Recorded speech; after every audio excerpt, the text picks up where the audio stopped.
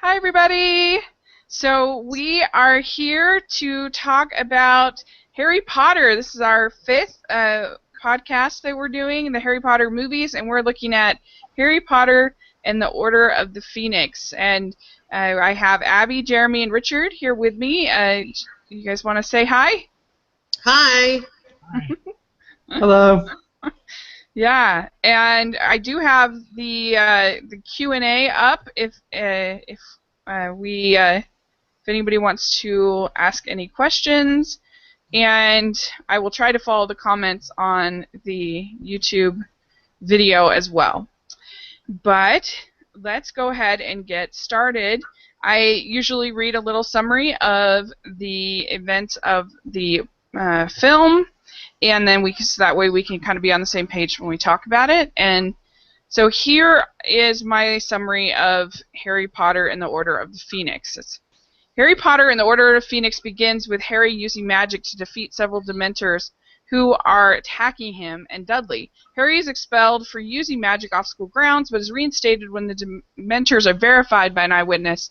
Harry then finds out about the Order of the Phoenix, which is a group of wizards, including Sirius, Dumbledore, Lupin, and more. They are committed to fighting Voldemort while the Ministry is in denial.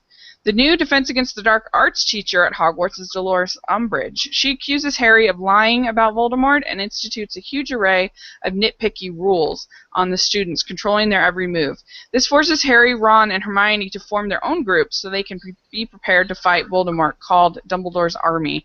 Harry begins occlumency lessons from Snape to help him with dreams he is having of Voldemort, and Bellatrix Lestrange escapes from Azkaban along with more Death Eaters, and Umbridge exposes Dumbledore's army, eventually becoming headmistress. Harry blames Cho for revealing their hiding place. Harry, Hermione, and Ron try to warn the Order of Umbridge, but she catches them and tortures them. But Hermione gets Umbridge to go into the forest where they meet the Centaurs and Hagrid's giant half-brother, Grawp. Harry and his friends fly to the Ministry to try and save Sirius. Once there, they find a prophecy, but they are discovered by Lucius Malfoy and Lestrange.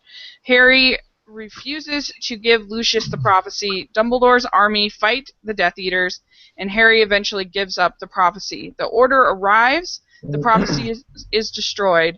Bellatrix kills Sirius, and Voldemort appears. Dumbledore and Voldemort fight, and Voldemort tries to get inside Harry's body, but the love he has for his friends makes it impossible for him to stay inside. Eventually, the Ministry comes and sees Voldemort is alive, and he disappears. Umbridge is removed as headmaster, and Harry learns the prophecy is neither can live while the other survives. So there we go. There's a lot in that one to fit in.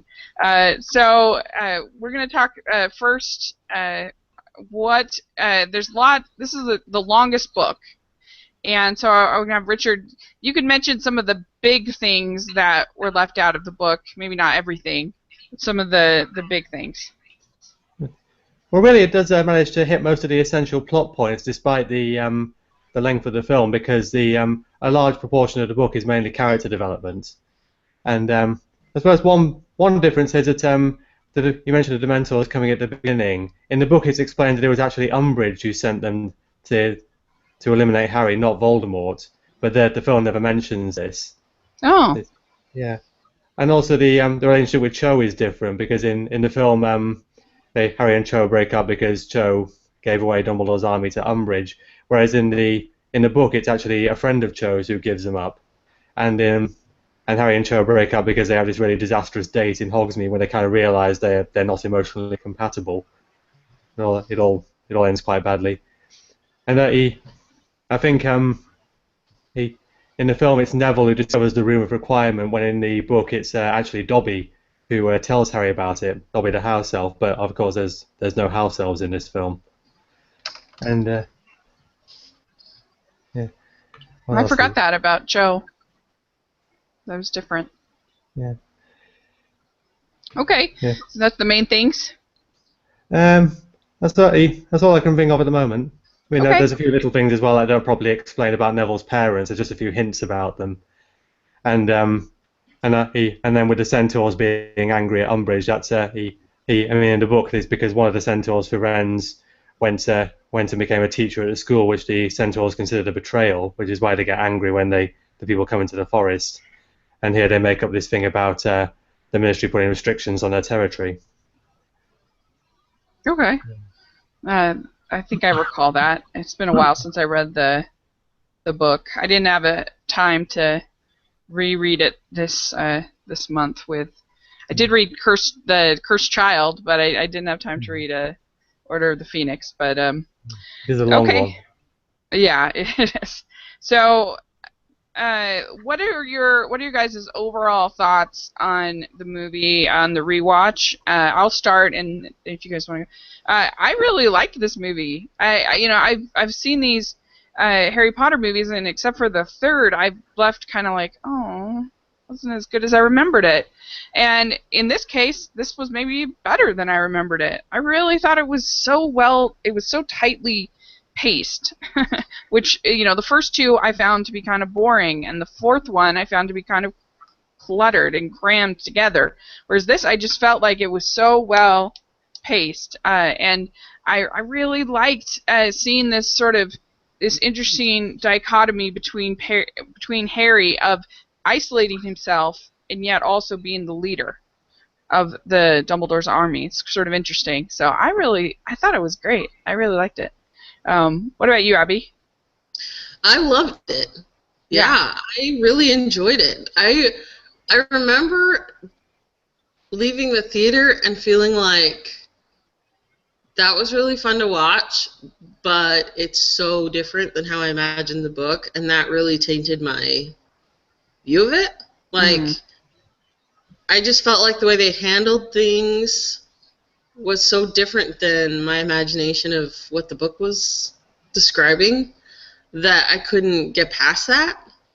And now that there's been some time and distance, and it's been a long time since I read the book, and this kind of stands on its own as a movie a little more for me, it really held up. Like, it was much better than I remembered it. And I enjoyed the whole thing. It drew me in, and that doesn't happen that often, honestly. I'm not a big movie person, so that was pretty cool. I was excited about it. That's cool. What about you, Jeremy? I honestly had the same feelings as Abby, where I remember the first watch being somewhat disappointed because I felt like the differences were very glaring between the movie and the book. But again, just rewatching last night, it was very enjoyable. I feel like it's paced well. It's a great movie. What about you, Richard? Well, I actually liked it a little bit better than Prisoner of Azkaban on the rewatch. Yeah. It runs very smoothly, and it's much smoother than Goblet of Fire. It hits all the main plot points from the story. I think it's quite cohesive in some of the themes it explores, like Harry's isolation and his worry that he's becoming more like Voldemort. It follows those very well. There's quite a lot of good acting, and I really like the music as well. Some of the music you really remember from the Harry Potter series overall, a lot of it comes from this film. I enjoyed that. I think probably Prisoner of Azkaban is a better made movie as far as the cinematography and stuff like that. But I think that this is probably a little more entertaining. Yeah, I think so. My favorite. Yeah. Of all the ones we've rewatched, it is absolutely my favorite. That's so cool. Yeah, I had similar feeling. I was so surprised. And maybe I also probably was maybe too hard on it because of the book, which is the longest book, so of course it's going to leave out the most. But I thought they did a great job with the script, and maybe they finally felt they had enough kind of goodwill to be a little bit more, just make a good movie and not have to please the fans and include everything like they've done in the past. Yeah, there are actually a few different scenes that aren't in the book at all. They like the scene where Harry and Luna see the Thestrals in the forest. That's technically not in the book, but some of the dialogue that they have in that scene is. And I did like that scene. Yeah, me too. That's interesting. Cool. Okay, so oh shoot, wrong thing to pull up here. By the way, I know that Luna is your favorite character. Yeah. And watching this, I really get that. Like, she is a really cool character. Yeah. These books needed her. I'm really glad they introduced her. Yeah, Luna and Snape are definitely by far my favorite characters in the movie. So I kind of went a little bit different in this one. Instead of my traditional questions, I thought, for some reason, I was just feeling these characters, and so I thought we could talk about each of the characters and their sort of journey within the movie, be a little bit different. And so the first one that I wanted to talk about is Dumbledore. So we see him defending Harry throughout the film, and yet Harry is disappointed to find out that Dumbledore hasn't been 100% honest with him. And so how do you feel about Dumbledore's choices in this movie? What about you, Richard? Well, to be honest, I'm not really that happy with his choices. I mean, we see in the film he keeps on ignoring Harry when Harry wants to get his attention because he's afraid that through this connection between Harry and Voldemort might be more inclined to try and possess Harry if he thinks he can get more information on Dumbledore that way. And I suppose his priority is keeping Harry safe as much as possible, when really Harry needs knowledge at this point and a bit of an emotional connection with somebody because he's quite isolated at that moment. And I think Harry, Dumbledore says in the book, he cared about Harry too much. He'd been putting off telling him about this prophecy because he didn't want to cause him any more pain than he had to. He hadn't anticipated caring for Harry that much, and so it's all quite complicated. And it doesn't really look like good choices from a distance, but you can still understand why Dumbledore made them. His own personal reasoning based on his own mind. Yeah. What about you, Abby? Yeah, I think Dumbledore's choices, from the point of view of a parent, which he really is to Harry, if you think about it, his choices are very understandable. But they're also rather, maybe not selfish, but centered around his own fears, rather than focused. Because, I mean, the thing about being a parent is you have to balance your own, like, anxiety against the needs of your children. Have you actually read Cursed Child? Have you read Cursed Child, Abby? Because it actually talks about that sort of thing. Yeah. Yeah.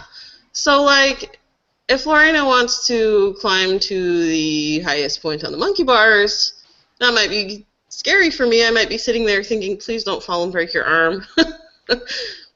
But I'm not going to stop her because she needs to take some relatively safe risks and have some adventures and have a childhood. And so you balance that. But Dumbledore is a new parent, I guess, relatively.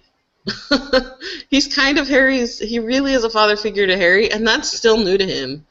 And he's still figuring all of that out. And he doesn't see Harry's needs. He doesn't see Harry's needs. He sees his own fear and his own anxiety. And that's how he makes his choices in this movie. And it's not good. It's not good for their relationship, actually, in the end. Even when Harry finds out, it's because Dumbledore loves him, which is amazing. It's still not good for their relationship, ultimately. Yeah, I agree. I think also he knows what is inevitable, and so I think that you see this battle with him of, like, he loves Harry, but he knows Harry has to basically die in order for this great evil to be stopped. And so I'm sure that there's sort of a battle within him of how does he, it's sort of like, how do I let him go through that? Yeah, do you partake of the fruit or do you not? Because you need to, but it'll be this horrible thing, and to somebody you love. So I don't know. But he doesn't leave enough of it up to Harry, I think. Yeah. Like, he needs to fill Harry in and let a certain degree of it be up to him. But he's too wrapped up in his fear. Which is weird for Dumbledore. You think of him as this, like, unflappable guy, this unflappable character who's a very powerful wizard, who, I mean, he has no fear against Voldemort. But when it comes to Harry, he's terrified. He's terrified for Harry because he loves him. Yeah, interesting. Very interesting. He's less angry, at least in this film, compared to the fourth film. Wouldn't you say? Yeah. Oh, yeah. Yeah. There's just that one moment where he kind of snaps there away. Don't you all have studying to do? And that's really the only point where he's kind of like the one in the film. Otherwise, he's quite congenial. Right. So we have a commenter in the Q&A, Potterhead is her name, and she says, I love Luna as well, and she says, my top 5 favorite characters in the Harry Potter franchise are Snape, Bellatrix, McGonagall, Hermione, and Luna. So, there you go. I was talking to my sister the other day that poor Harry, it's kind of like Luke Skywalker, you know, it's like everybody loves Han Solo, but, you know, everybody loves the side characters more than the hero. It's all but speaking of Harry, he was the next one I wanted to talk about. So he can be pretty angry in this film, and so like I said earlier, I thought it was really interesting, and how he was isolating himself from his friends. At the same time, he's also being the leader of his friends. And so you see sort of these two different sides of him. And so what did you think of that, Jeremy? Well, it is a nice look inside his head, I think. You know, you do have this, on the one hand, he has a very unique position that nobody else is, essentially the chosen one. And so it's a very personal thing that's going on between him and Voldemort going forward, you know, and on top of that, you know, him being chosen, but his parents being killed by Voldemort. So he does very much feel like this is my thing that I have to deal with, and you know, he's also just come off seeing Cedric get killed, and I think that's weighing on him. That, you know, the more people that are around me. You know, Cedric wasn't even killed fighting. He was just there. He was just beside me and got killed because he was there. He was the spare. So I think that he's seeing this need to get as few people around him as possible so that there won't be as much collateral damage in these fights, and then for it to culminate with him actually losing Sirius, who came to his aid. You know, you can very easily see him just completely go the other way and just become more and more isolated, which I'm really glad that Dumbledore ended up kind of sharing everything with him at the end. Even though, you know, Harry's not going to agree with what Dumbledore did, I feel like it will help him going forward realize he really does need people, and it's that love, it's those connections that do separate him from Voldemort. Yeah. What about you, Richard? What do you think of Harry in this? Well, I actually like him a bit better than I do in the book, because in the book it's kind of he's kind of going through his terrible teens. He's in this difficult position where he's kind of got to take responsibility because Voldemort's back and the Ministry's in denial, and nobody else is going to step up. But at the same time, he's struggling with his desire to take responsibility because everybody's calling him a liar, and he's at this quite unstable point in his life.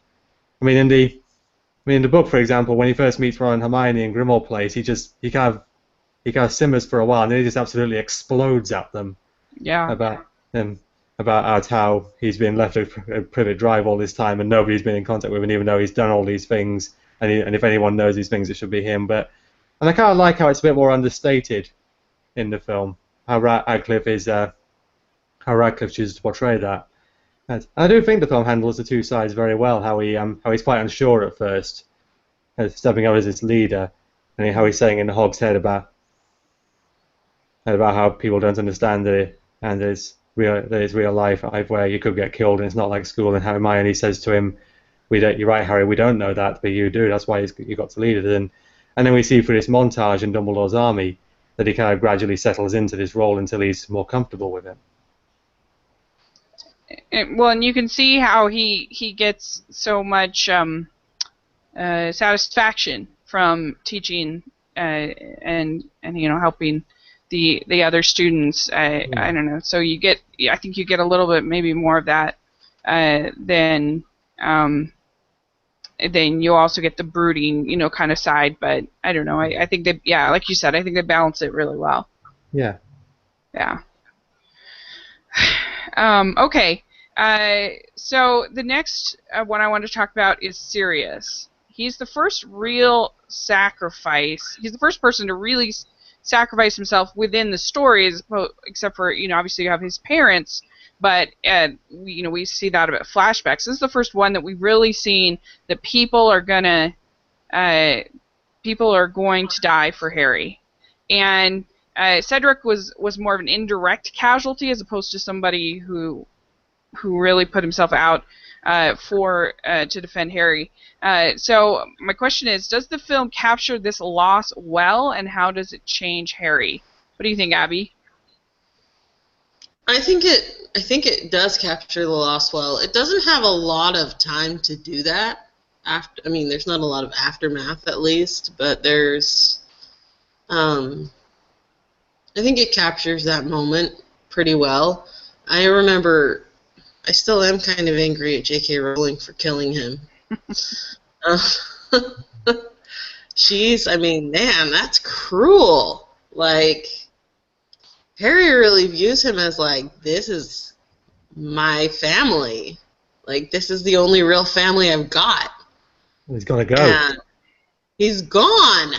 Like, ouch, that's so harsh. This poor kid, he loses his parents, he gets taken in. I won't use the word adopted because they did not adopt him.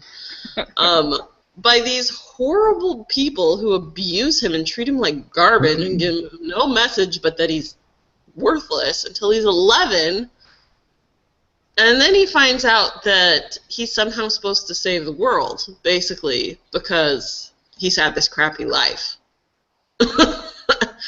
And now he has these relationships. He finds out he has this godfather who's really cool and really takes him under his wing and cares about him so much. And he looks up to him like you wouldn't believe. And then that gets taken away too. Sorry, Harry. Your life sucks. Well, I think they make sense, though, because you want it to be his victory, like, very clearly so. Like, you want it to be him. I understand the reason for it, but it is hard, for sure. Yeah. What do you think of Sirius and how that all's handled, Jeremy? Honestly, I felt like watching the film. I don't know. For myself, I felt like it was almost hard to tell at first that he died. Like, it just kind of looked a little like the animation was not that clear to me. I mean, you hear the Avada Kedavra curse from Bellatrix, and then he kind of falls into the portal, which we understood what it was from the book, but just seeing it in the film, you had to wait and see the reactions from the other characters before you really got that he died, I think. Mm-hmm. That's and then interesting. Immediately following, I thought it was, Remus kind of hangs on to Harry to stop him from following Bellatrix, but he hangs on for like 5 seconds and then just lets go and, now you can follow her. Just kind of an odd scene. But I did feel like they treated the loss well. Eventually Harry has to do it alone. I mean, he's going to have, and what we see in this book is he feels like he's alone, but he has this cast of people around him that are choosing to follow him. But what has to fall away is the people who Harry views are stronger than him. Yeah, that's interesting. He has to lose Sirius. He has to lose, in book 6. No spoilers here, so he's got a bigger loss coming up. But yeah, I think he just has to eventually figure out, I'm the strongest one. I really have to face this, and I have to teach other people how to face it. I can't rely on people I've always relied on. Well, I think that's why so often in Disney movies the characters are orphans, because it's a way of sort of focusing all the energy of the story on that one character and making it about their journey very clearly. And so I think that's kind of stakes a little bit higher for them too. Like, if I don't succeed at this, then what is there? Right. You can't go to Daddy and have him fix it. Right. We did get a comment that says, I agree, the score and Dumbledore are much better in this film than in Goblet of Fire, minus that don't you all have studying to do line. So. All right, so my next person I want to talk about is Luna. And my question is, what does she add to the group that was lacking before? So what do you think, Richard? Well, firstly, Luna kind of mirrors Harry in this film in some ways, because she provides someone else who's properly isolated, because she doesn't really have any friends, and people take her stuff and make fun of her, and so that kind of gives Harry someone to bond with in that way. And she also has this open-mindedness and some extra kind of insights that come with it. I think Harry calls it in the book, she often comes out with uncomfortable truths. I think Rowling herself kind of described Luna as the anti-Hermione, because all of Hermione's beliefs are grounded in logic and reason, whereas Luna will believe things on faith alone. And also she's, I think as Abby has said about, she's really a very unique character. We haven't had a character like her before, and she's very refreshing. Wow. Yeah, I think so. Yeah, I think so. We did have comments that says, little bit of Harry Potter trivia, Saoirse Ronan was almost cast as Luna, so it's interesting. And yeah, I agree. She's just something different. She's not as predictable, I don't think, as Hermione can be. Where she's a little more predictable. I don't know. You had said, Abby, that you liked Luna. What do you like about her? Luna has the moral courage that all of them need. Yeah. Interesting, yeah. That's what really struck me in this, is she's not just some spacey weirdo. I'm reading this book about empathy right now, and it talks about having moral courage, having a real sense of your own morals and values. And Luna really, really does, which is rare for a teenager and is non-existent in any of the other Harry Potter characters. They're all very much in that teenage, still figuring out what they think. And, Harry's still fighting that battle of what's the choice I'm going to make. Well, Luna's already made up her mind. She is firm in what she believes is right, and she's not afraid to tell you that. And she's not ashamed of it. She gets made fun of left and right. People take her stuff. And she doesn't feel bad about it. She's not sitting in the corner crying. She owns it. She owns her own weirdness. And I love it. Yeah. I mean, in the book, I just remember there's also a bit in the book where Luna's father actually prints an interview from Harry and the Quibbler. Harry gives an interview to Rita Skeeter about when he saw Voldemort come back and the Death Eaters, because obviously the Daily Prophet would never print it, and that's how he helps to start getting the word out during the year. Yes, that's right. And Luna and her father are essential characters, really. I mean, we need them. That's true. That is very true. I forgot about her father. I was going to add another thing she brings to the movie is some comic relief. Just, she's refreshing. She goes completely counter to the darkness that Umbridge is bringing in. She's just kind of this little light. And also, this movie is kind of where you get the Harry and Luna, crowd, there was talk for a while that okay, they'll end up together because of the connection that was started here, and so I can see it. I mean, it's not saying she wouldn't have been a good match, but I kind of wish they had gotten together. I like her much better than Ginny. Personally. Ginny kind of is a surprise when you find out that this is going to be his love interest, because it's like, where has she been all this time? She's been around, but like, what relationship do they have? Yeah, the problem is Ginny is kind of non-existent in the films. Yeah, you're right. That's true. In the films, there really isn't anything. Yeah, but she does really come out of her shell at this point in the books. I mean, she's been quite quiet in the first 4 books, and in Order of Phoenix, she's kind of becoming her own person and not so shy around Harry anymore.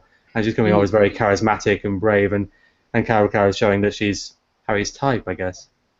Yeah, and they also in the book and in this film, they showed her. The other students become surprised at how powerful she is. Like, she doesn't know her own strength as far as her spells. Are we talking about Ginny or Luna? Ginny. Ginny. Okay.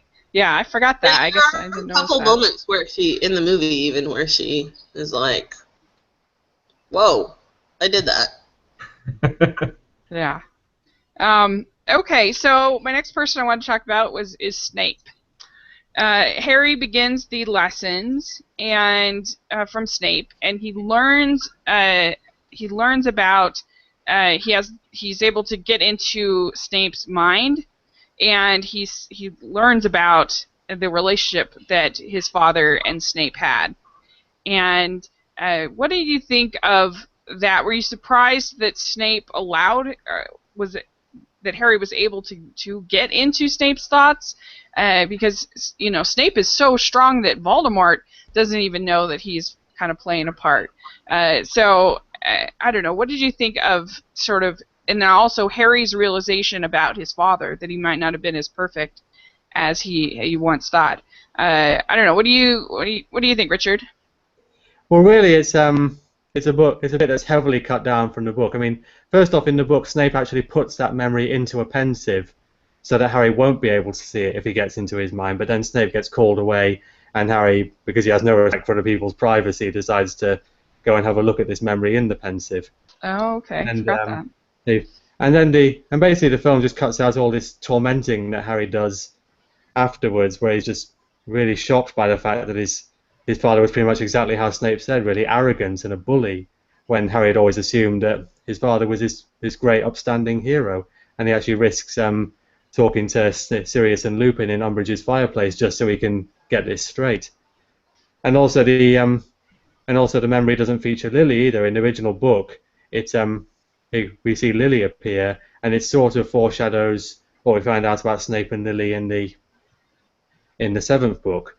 So really, it's really in the film it just kind of feels like an excuse to end the Occlumency lessons, because Snape doesn't want Harry to have these lessons anymore. Although I think there was some good acting from Alan Rickman in these scenes, though. Mm-hmm. Yeah, you really do feel Snape's vulnerability, and that he, I don't know, he almost seems surprised that Harry was able to do that. That he was able to get into his head. When I continually am amazed at Alan Rickman's portrayal of Snape. And I know that J.K. Rowling revealed to Alan Rickman Snape's secret, and so just knowing that he knew, there's just so much nuance to the way he plays the role, and his ultimate disdain for Harry because he looks so much like James, but underlying that is this love for Lily that you get it when you see it, and when you watch it, you now get these hints in both in the films and through Alan's performance. It's just amazing how he can kind of put this love and hate both in the same character and just portray it so well. Yeah, I agree. He's so good at being deliciously evil, but also making him having those vulnerable moments, I think. He's not just a big baddie by any means. And I think. if you wanna point for me of the really foreshadowing that he really is on the side of good is, we happen to be out of Verita serum when you're about to use it on Harry.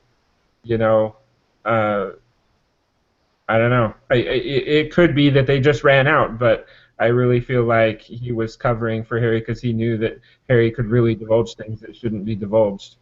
I forgot about that. Yeah, that's true. That's a good point. Or we had a comment.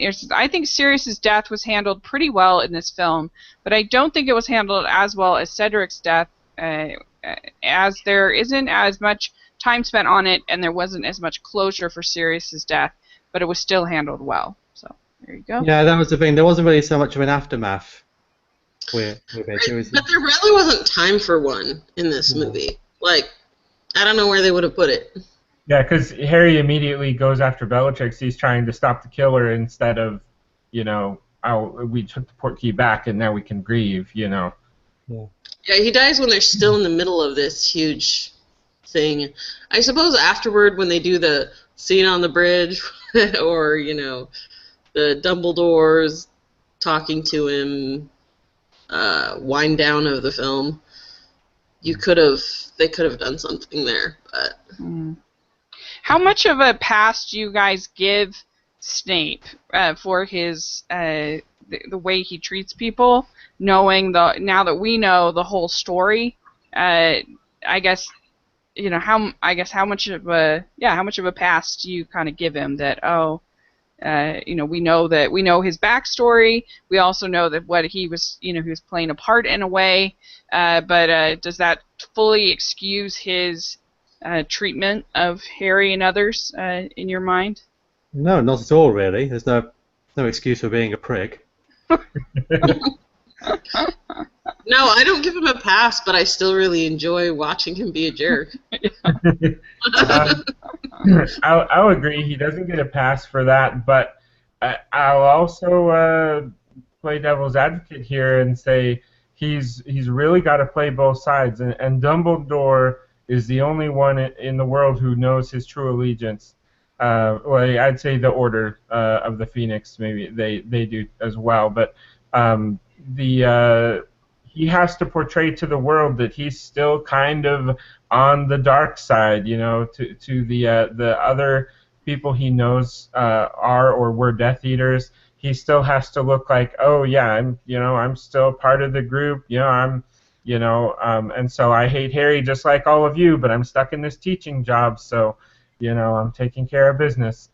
So I kind of see where he has to maintain this appearance, and he enjoys it. I don't think for a second he doesn't enjoy, really digging into Harry. But I do see both sides. Yeah, I can kind of see both sides too. He does make being mean look like so much fun. Well, ultimately, that kind of is who he is, though. I mean, he was a Death Eater, and he was very experienced in dark magic. So he hated Harry's father, which is why he hates Harry and kind of resents having to protect him all the time. So really, the kind of darkness he has, that isn't totally fake. Right. Yeah. Yeah, But I agree. that's the thing. He is a very complex character. He is both light and dark. Well, speaking of darkness, we're going to talk about our two main villains in this film. But we're going to talk about Dolores Umbridge. Sweet and lovely on the surface, but evil inside. Does Imelda Staunton do a good job capturing the character, and what do you think of her rise to headmistress? And she's, she has all of these. We see, I forget, what's the ghost that keeps nailing all the That's Filch. rules? Okay. Filch. Filch, and it ends up with the whole wall is just covered with rules and rules and rules and rules, and so I don't know. What do you think, Richard, about Umbridge and how it's captured here? Well, I think Imelda Staunton is pretty much perfect. I mean, Umbridge is probably the character I hate most, and I think a lot of fans would say the same, because at least Voldemort is kind of honest in how evil he is, whereas Umbridge just puts on this very nice persona, like, I want to be your friend, I'm here to help you, the Ministry is here to help you, and then underneath she's just absolutely toxic, making Harry cut his hand open in detention, and and yet still having this very sweet attitude. He tells him, "You understand, don't you? You deserve to be punished." And it's just absolutely horrible. It really gets under my skin. And so Imelda Staunton just does that brilliantly, and the situation just seems to become more and more hopeless as she becomes more and more powerful. Yeah. And he sympathises more and more with Harry and Dumbledore's army for managing to work against her. Yeah, she reminds me of this boss I used to have, who I almost wish sometimes that she would just yell at me, and then I could say, "Oh, look at this horrible thing she did to me." But she was just very disdainful and treated me terribly. But I never felt like I had some thing I could take to the head boss and be like, "Look at this that she did to me." It was just like every day making my life miserable. And so I don't know, it sort of reminds me of that a little bit. But yeah, man, she's very good, I think, in the part. I don't know. What do you think, Jeremy? I agree. I think she was great for the part. My only real complaint was that the book describes her as toad-like, and I think she doesn't look like a toad at all. She looks normal, you know. And so I don't know how you portray someone as toad-like, but I felt like there should be something more repulsive about her, I guess.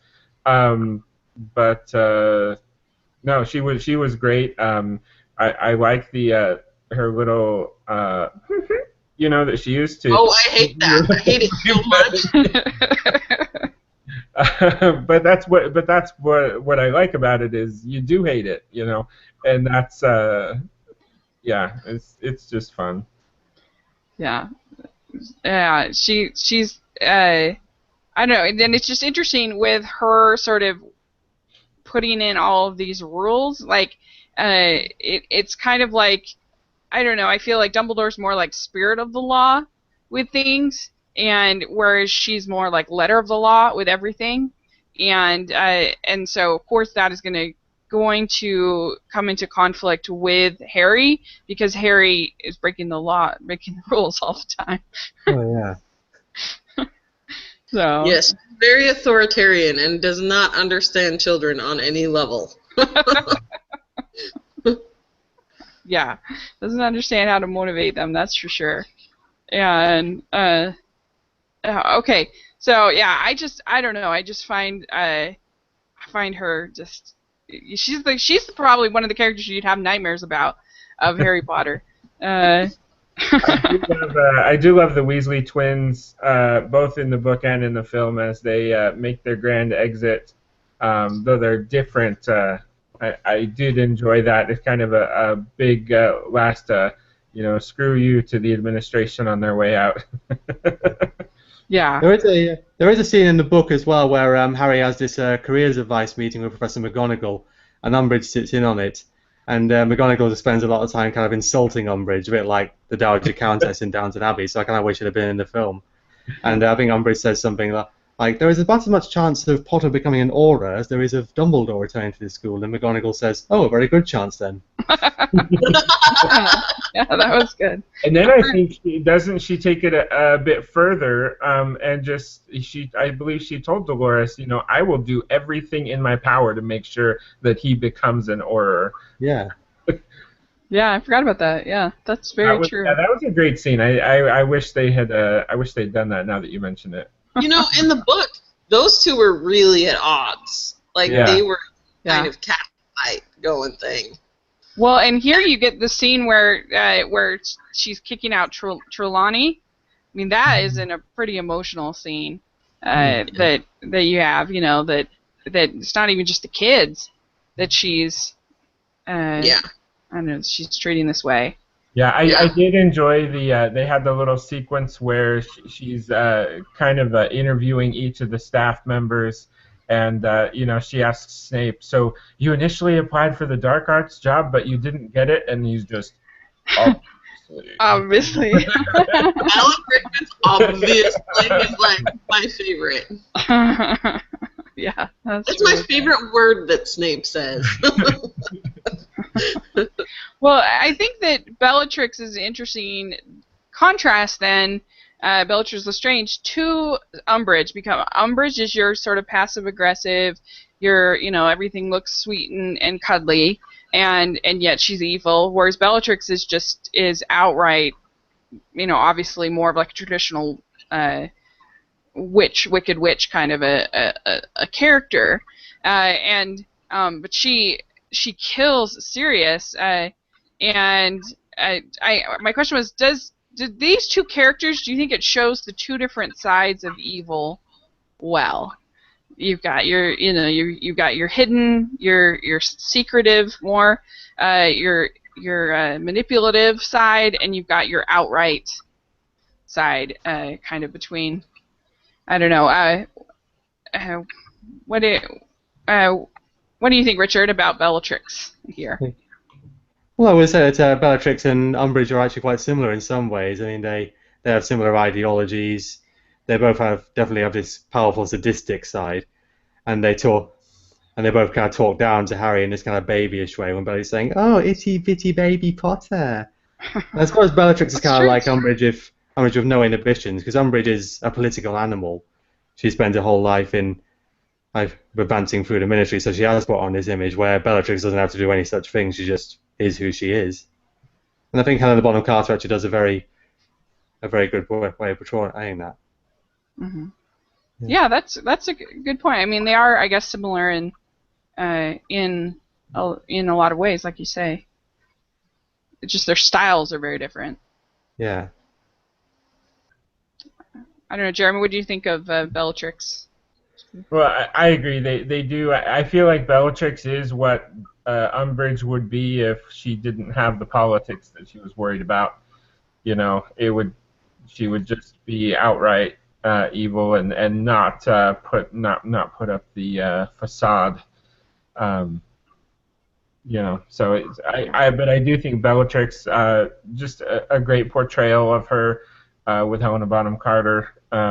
I think she does a really good job. Has a lot of fun being evil, I think Dolores would really enjoy that if she had the chance. Which do you think is more sort of intimidating to Harry? Of the two women, is sort of scarier, I guess. Probably Umbridge, I think. I agree. Yeah. I think with Bellatrix, he feels like he has a way to fight that. Yeah, really. With Umbridge, he doesn't. He's powerless. Right. Well, and also with Umbridge, it's you don't like.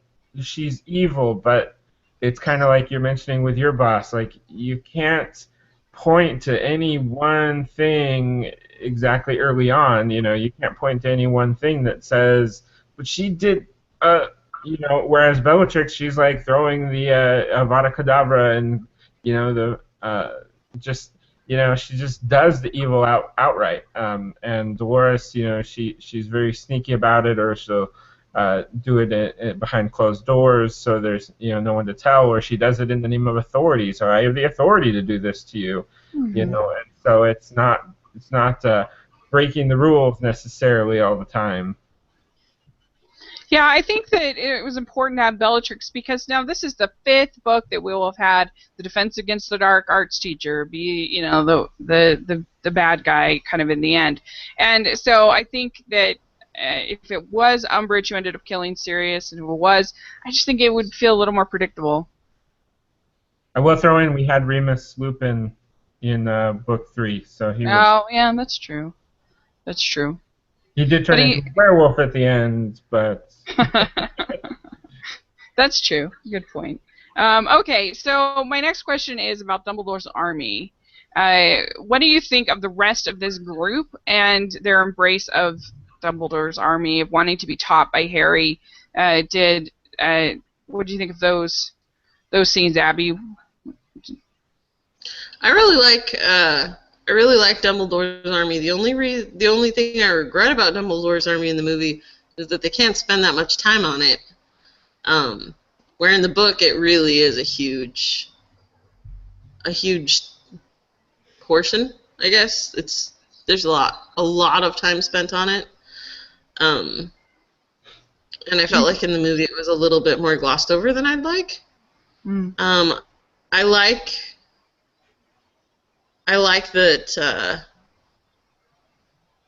I feel like it's realistic that these kids would, under this oppressive environment where their sort of creativity and sense of adventure is really stifled, they've found out an outlet for that.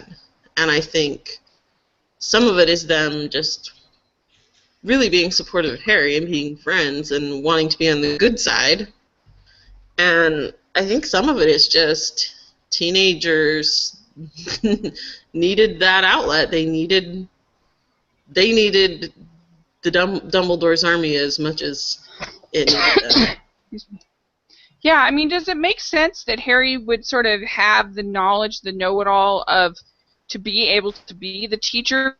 Because most of what has been kind of under adrenaline, and I don't know, like, he's not somebody that's necessarily, I guess his schooling, even though he has been at Hogwarts, has been more of I guess real world kind of applications versus anything, you know, as far as scholarly or anything like that.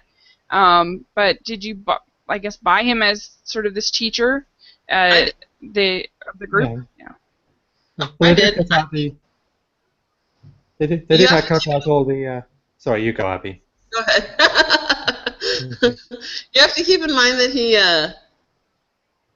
he has had extra lessons and stuff. Like, Lupin taught him how to make a Patronus. Like, this isn't. And so, and I don't think that you can discount that real-world experience. I think sometimes maybe the teachers rely too heavily on the academics and the theory of it, where he's all about practical application, and that's all he's teaching them.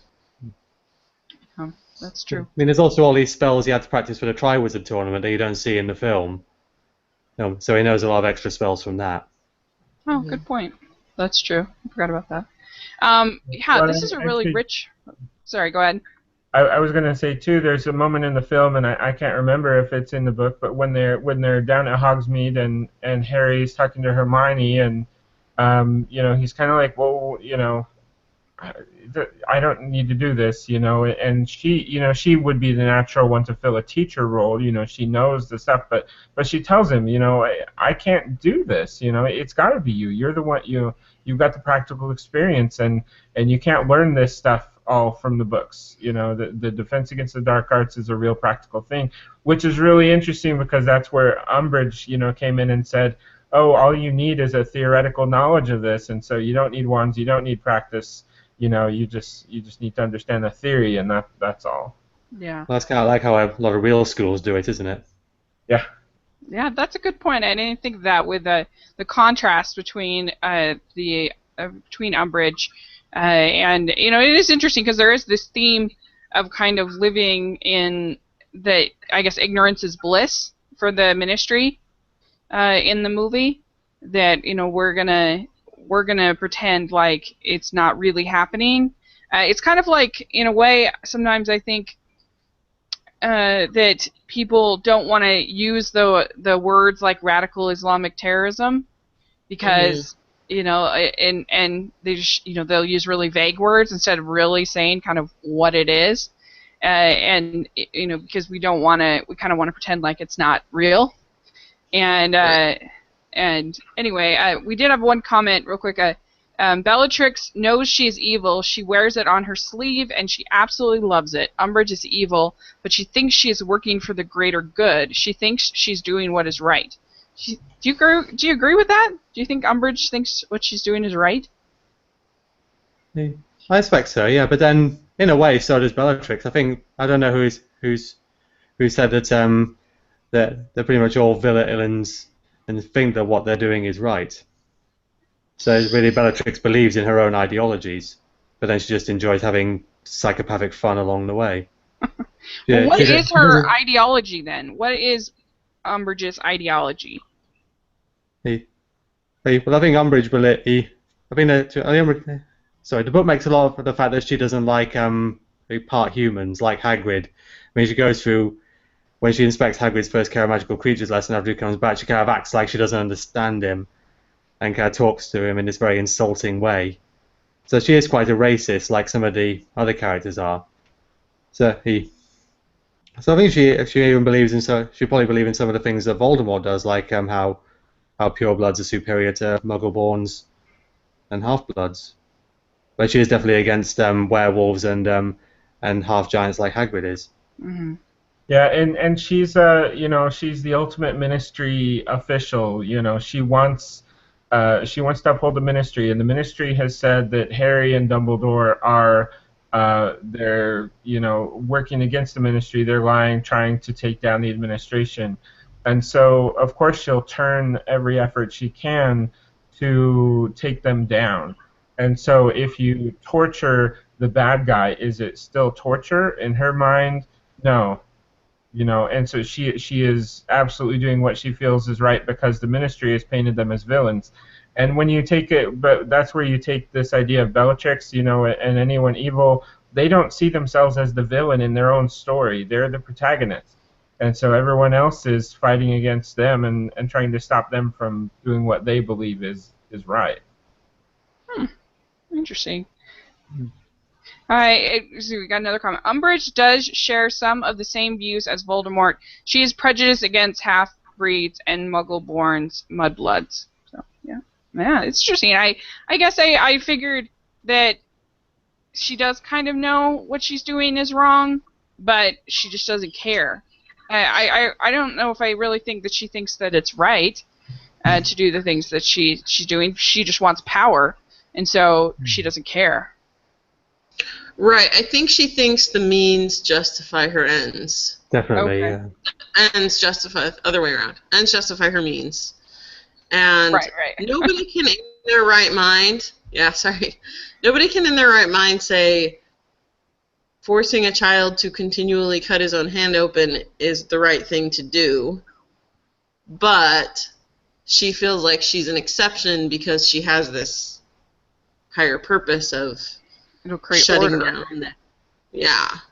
shutting down Harry's whatever perceived chaos she thinks he's creating. Well, Yeah. he's evil. Yeah. Yeah. So we also get part of Dumbledore's army. Kind of, we get Cho as and Harry's relationship.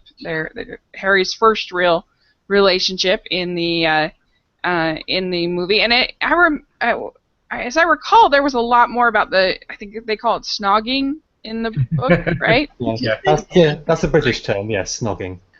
Yeah, they have a lot more about that, don't they, in the book? About There is a lot everybody's more kissing. snogging. Yeah. Yeah, more in Ron Half-Blood like Prince than this making out with some chick and one. That's more in Half-Blood Prince than this one. somebody and Oh, okay. Yeah, next one, I guess. Okay. Yeah, that's right. Snogging all over the place there. Cool. I didn't really get a ton of their relationship from the movie. I mean, they showed the kiss, and then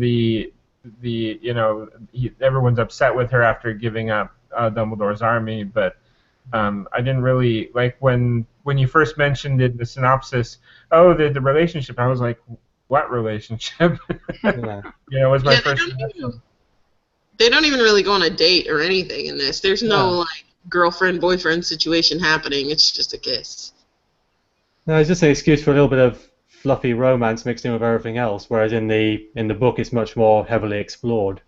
Yeah. I think they like want to include Harry's first kiss because like the audiences would see it as a important moment for this teenage character. Right. Right. One thing I really did like that they did with Dumbledore's army is Neville starts to emerge as a leader, kind of as a leader of the people who want to follow Harry. Yeah.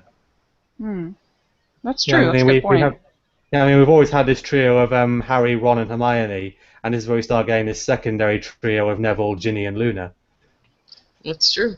Well, you do see, I think it's Seamus, I think, is the one that doesn't, I think it's his name, that doesn't believe Harry at first about Voldemort, and then he kind of comes around. So you do see a sort of an arc within Dumbledore's army characters. Yeah, I do remember that. That was probably, aside from the ending, that was my favorite part of reading the book was reading about Dumbledore's army and the practice sessions that they did together and the growth that they came to together. Yeah, me too. Me too.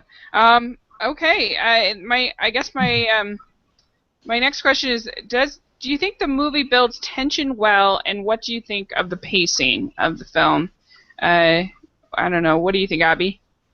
Absolutely. I think it builds tension really well.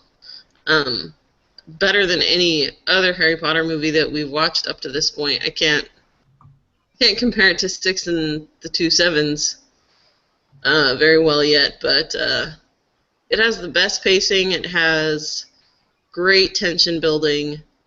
I mean, with the dreams and there is a lot going on in the movie, but the dreams really are a good build up to the final scene. And you're expecting Harry to go in and find Sirius, and nope, it's a trap.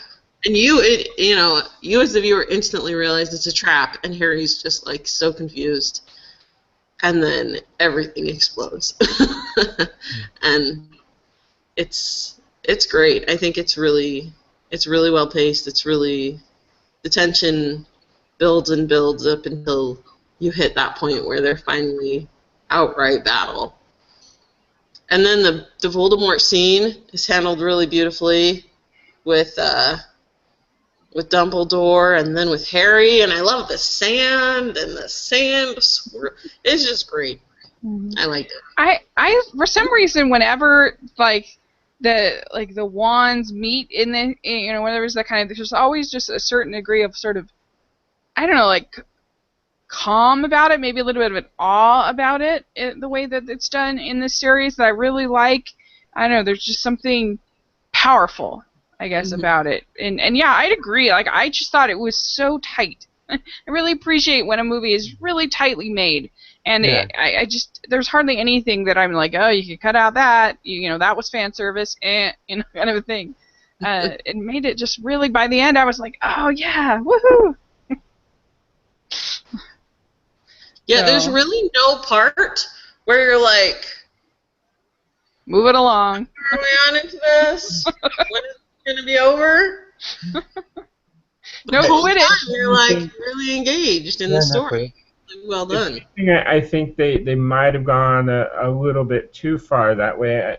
There were a couple of moments, and I can't remember which they were, but there were a couple of moments I felt like were rushed, or you just cut to the next scene and it's like, oh, we're moving ahead now, and I get the time's an issue, but I did feel like there were a couple of points where they could have spent a little more time, and I'd been okay with it. I thought the like going into Dumbledore's office after having Harry has this dream about Mr. Weasley, and then Dumbledore just immediately sends him off to have these lessons with Snape. That was certainly rushed. Yeah, that's fair. Yeah, they could have done more with this. But it also, I don't think it necessarily felt rushed in the way that 4 did. Yeah, it's certainly not as rushed as 4. Not the whole movie, but just like I said, just a couple of times I felt like, oh, we're jumping, whereas in 4 you jump pretty much the whole time. Yeah, that's true.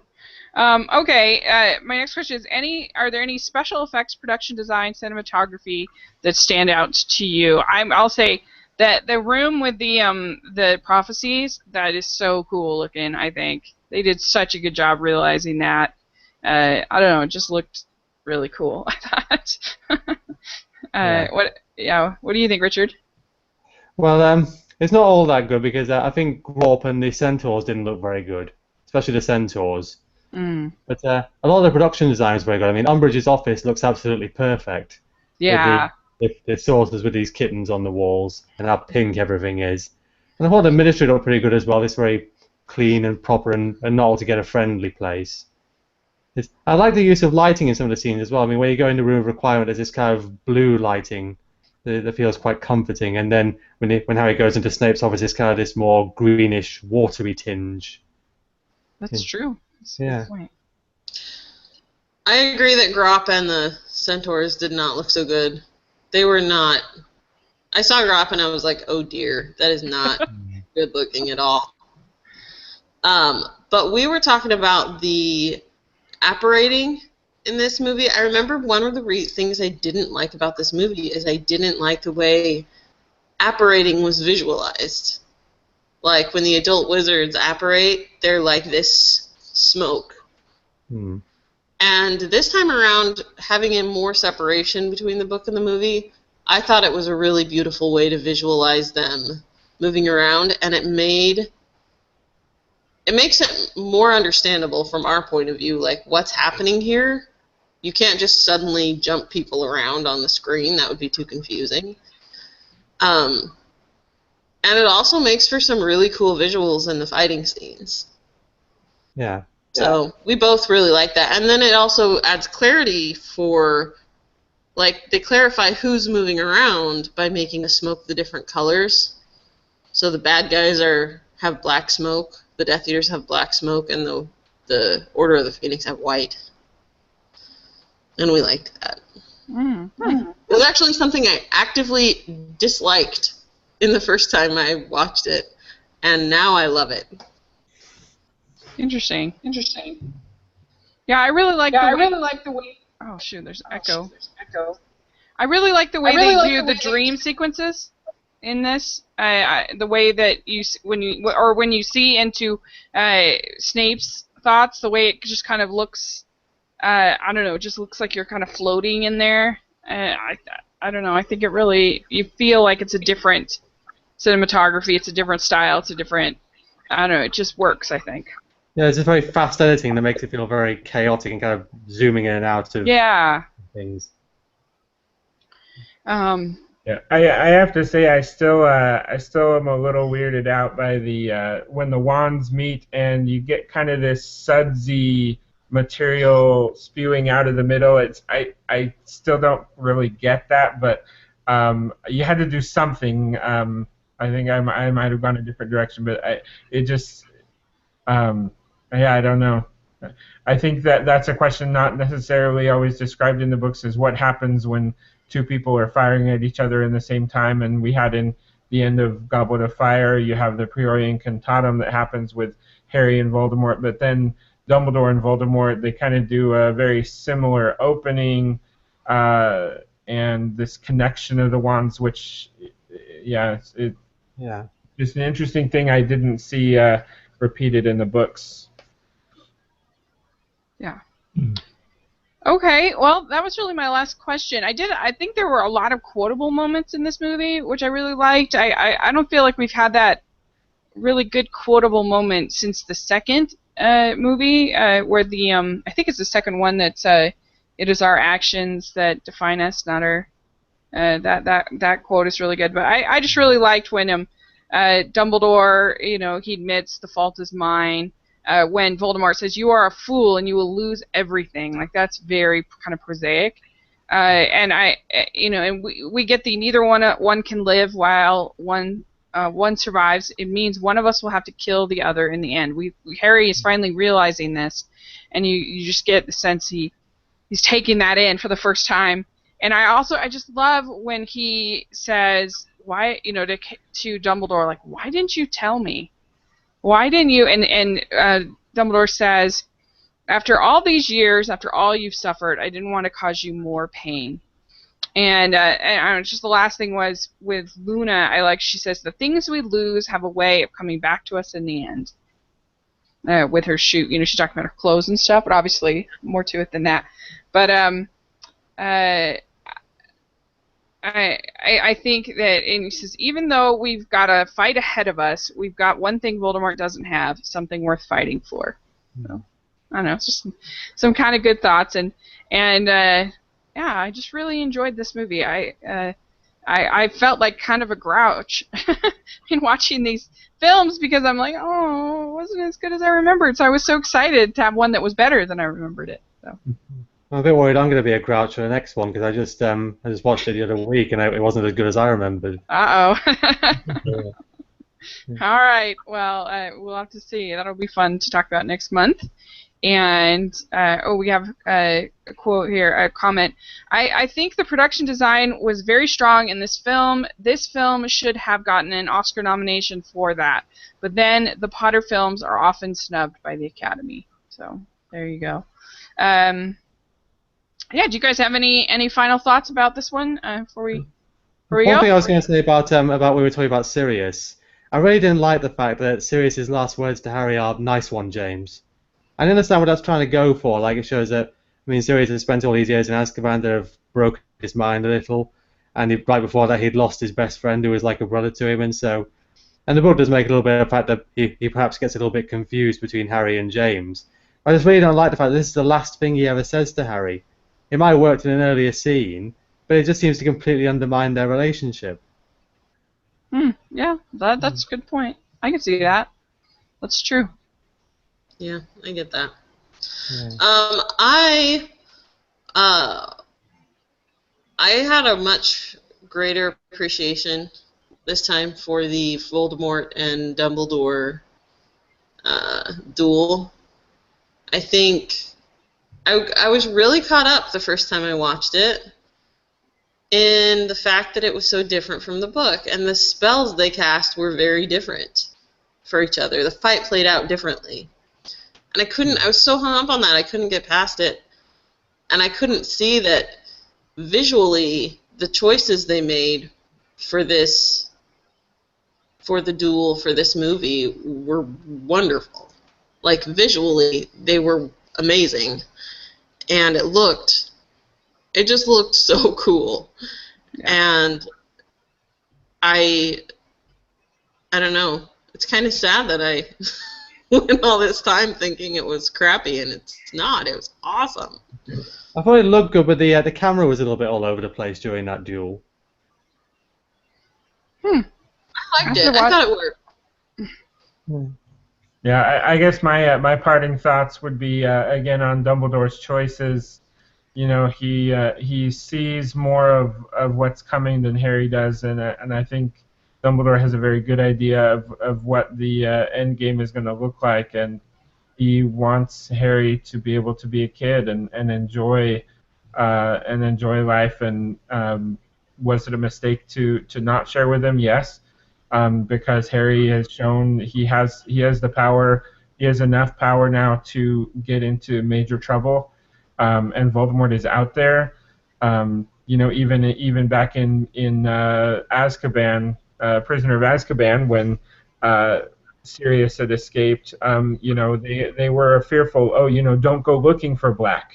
You know, and so even then they felt like he might have been a risk to go out and do something too dangerous.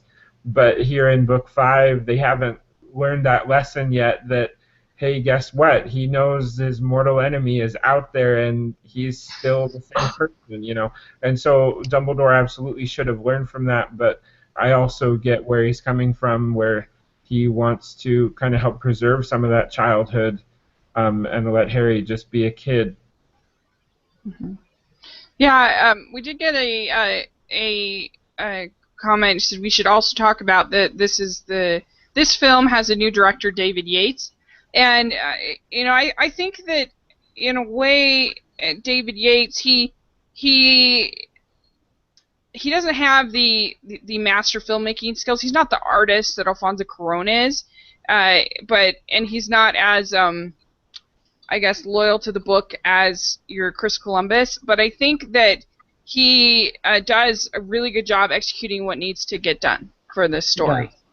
Yeah, especially in these later films, he gets the tone quite right, I think. Yeah. Oh, and the acting, all the way around, I felt was really strong in this one. Yeah, I felt like all the kids were finally coming into their own. Yeah, as I think actors. so. I think so too. And we did also. She said, our commenter says, she gives her grades: Harry Potter 1 an A-, Harry Potter 2 a B+, Harry Potter 3 let's see, a B, Harry Potter 5 a B+. All of the books get an A+ from her. For me, I would probably say C pluses for 1 and 2. I'd give 3 an A, and I'd give 4 a B-, and this I'd also give an A. So, but yeah, I think that David Yates does the job that needs to be done. I wouldn't say that you can really see his artistry or his touch within the story, but I don't think you need to. Yeah. Sorry. Yeah, and so, I don't know, does anyone else have any last thoughts? No, I'm okay. You good? Okay, good. All right. Well, thanks so much. And where can people find you? You can start with Abby. Find me on Twitter at Abby_kid or on Instagram at the same tag. Great. And you can find me on Twitter also at Jeremy_kid. I'm on Twitter as PNE Richard, and you can also read my blog, which is velociraptor256.wordpress.com. Great. And we do have one more comment. I agree on the acting in this film. The acting was also really strong in film number 3. So there you go.